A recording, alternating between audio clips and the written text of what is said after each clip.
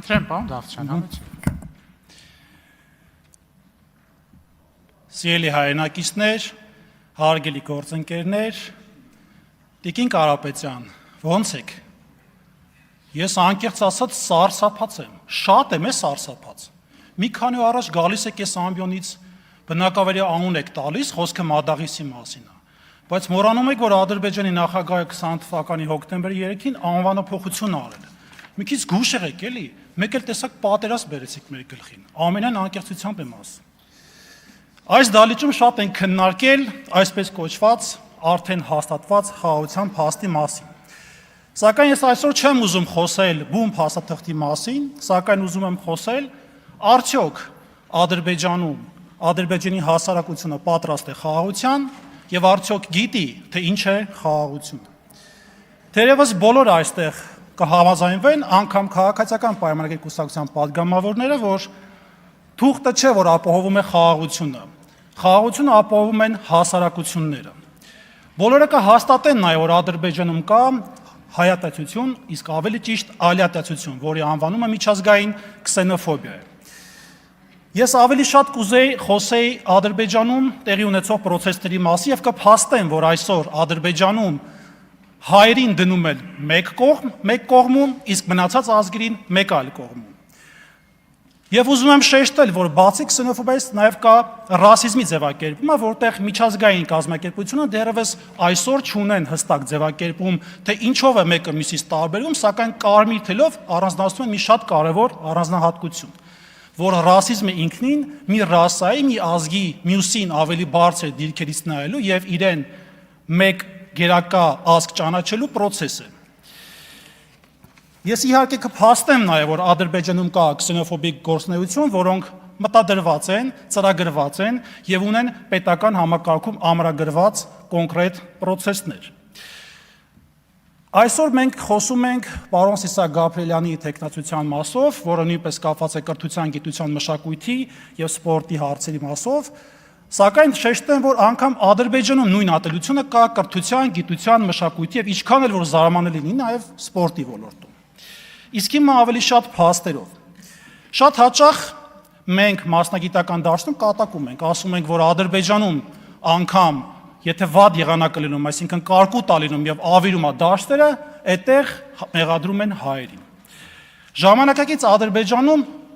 ավելի շատ հայատացության հիմքերում կանգնած է նույն ինքը Հեյդար Ալիևը, ով 1999 թվականին իր հրապարակային խոսքում հաստատել է, երբ որ ինքը լինելով Ադրբեջանի կոմունիստական կուսակցության կենտրոնական կոմիտեի առաջի քարտուղար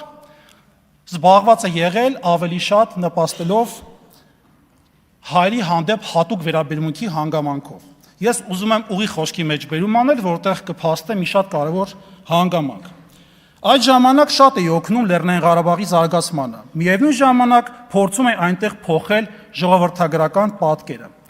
Լեռնային Ղարաբաղը հարց է բարձրացել այնտեղ ինստիտուտ, այսինքն բարձրագույն ուսումնական հաստատություն բացելու վերաբերյալ։ Ես մտածեցի եւ որոշեցի բացել այն, բայց այն պայմանով, որ այնտեղ կլինի բաժիններ ադրբեջանական, ռուսական եւ հայկական։ Հարակից շրջաններից ադրբեջանցիներին մենք ոչ Բաքու ենք ուղարկում, այլ այնտեղ, այսինքն Լեռնային Ղարաբաղ։ Այս եւ այլ միջոցներով ես փորձում եի հասնել նրան, որպեսզի Լեռնային Ղարաբաղում ադրբեջանցիների թիվը ավելի շատ լինի, իսկ հայերի թիվը նվազի։ Հեյդար Ալիևին հաջորդեց գանք ավելի արդի ժամանակներ, իր որդին Իլհամ Ալիևը։ Եվ կարող եմ հաստատական պնդել, որ հենց Իլհամ Ալիևի շնորհիվ է, որ հայատացությունը Ադրբեջանում ավելի արմատական բնույթ է կրել եւ ունի պետականացված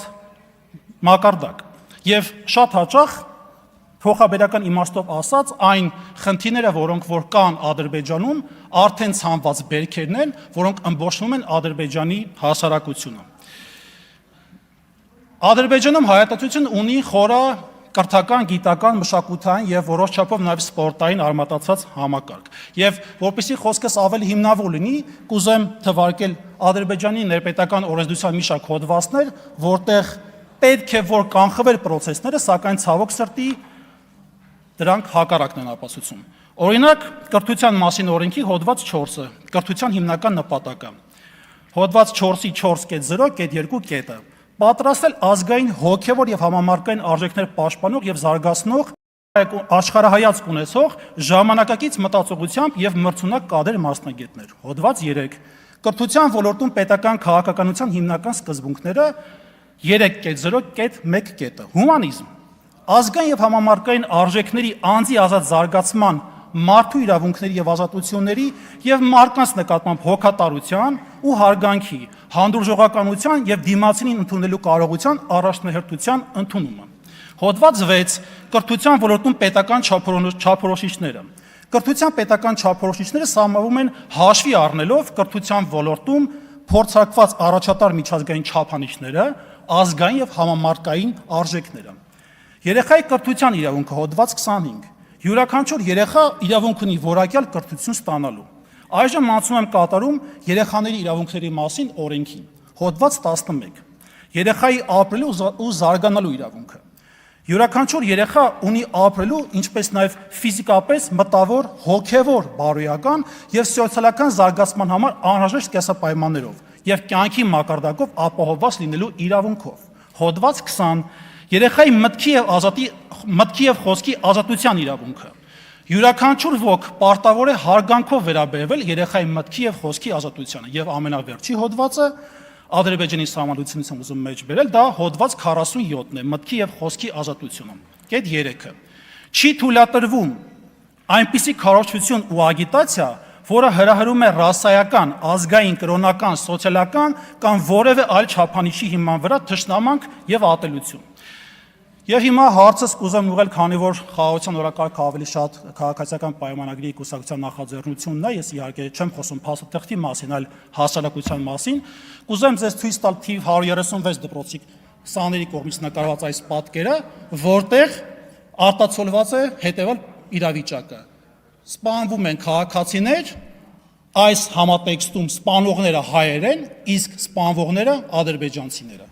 Թիվ 359 դպրոց, նույն պատկերը, սակայն այլ նկարագրությամբ, տեսնում եք ինքներդ, սպանվում են քաղաքացիական անձիկ, որտեղ սպանողները հայեր են, իսկ սպանվողները ադրբեջանցիները։ Թիվ 113 դպրոցի սանի նկար, որը նույն տրամաբանությամբ շարունակությունն է, ավելի ահավասիկ պատկերով։ Հաջորդ նկարը, այստեղ նույնպես տեսնում եք նույն դպրոցի կողմից նկարված աշակերտի նկար, որը ինքնին ապացուցում է այն հանգամանքը, որ դպրոցներում քարոզում է այնպիսի հայատացության քաղաքականություն, որը հանգեցնում է երեխաների մոտ նման մտքի զարգացմանը։ Թիվ 96 դպրոց, այստեղ նույնպես տեսնում եք նման մի պատկեր, որտեղ տանկով անցնում է մեքենայի վրայով եւ իհարկե չխոսեմ մնացած զարգացումների մասին։ Սա ամենակարևոր ցուցիչն է եւ տեսնում ենք, որ այս դևը, որը պատկերված է Ադրբեջանի երեխու կողմից, այստեղ գրված է Էրմենի, այսինքն հայ, եւ արյուն է կաթում ամբողջությամբ գետնի վրա։ Սա նույնպես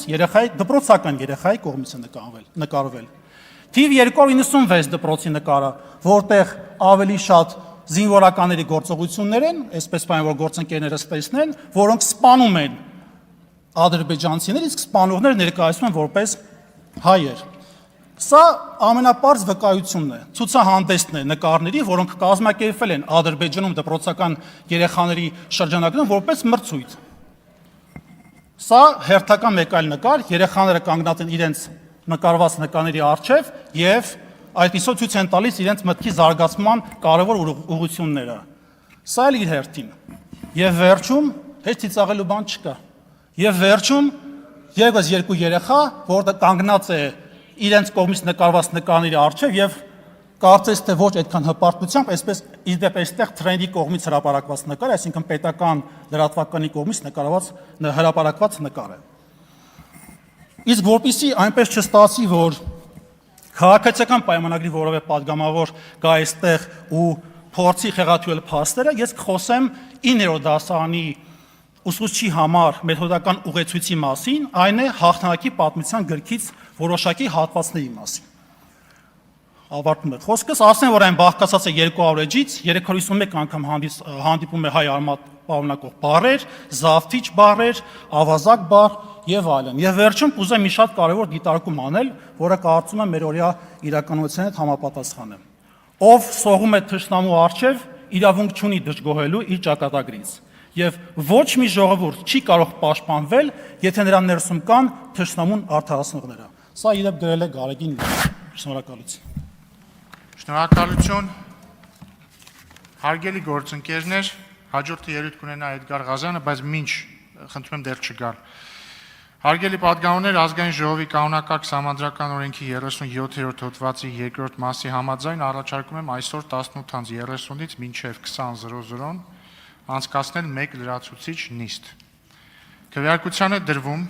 օգոստոսի 10-ի Իմ հիմնավորումն այն է, որ արագ առաջ անցնենք, որպեսզի բովանդակային հարցերին հասնենք։ Քվեարկության է դրվում օգոստոսի 17-ի, հեսա կարդամ կտամ ձայն։ Քվեարկության է դրվում օգոստոսի 17-ի 4-րդ հերթական նիստից հետո ժամը 18:30-ից մինչև 20:00 մեկ լրացուցիչ նիստ անցկացնելու վերաբերյալ ազգային ժողովի որոշման նախագիծ ընդունելու մասին հարցը։ Վարման կարգի վերաբերյալ ով ելույթ ուներ։ Աննա Գրիգորյան, համեցեք։ Մենք բնականաբար դեմ ենք, որովհետև նպատակահարմարությունը չենք հասկանում, եթե առաջիկայում կա մեկ ամբողջական շաբաթ, եւ մենք հասել ենք արդեն հանձնաժողովի ղեկավարների ընտրության առնվազն կեսին, կա պայմանավորվածություն նվազդ թվականակով ելույթներ եւ հարցադրումներ, հետեւաբար հասցնում ենք այսպես լրացուցիչ 1 ժամ երեկոյան ավելացնելու նպատակահարմարությունը չենք տեսնում։ Շնորհակալություն, Տիկին Գրիգորյան,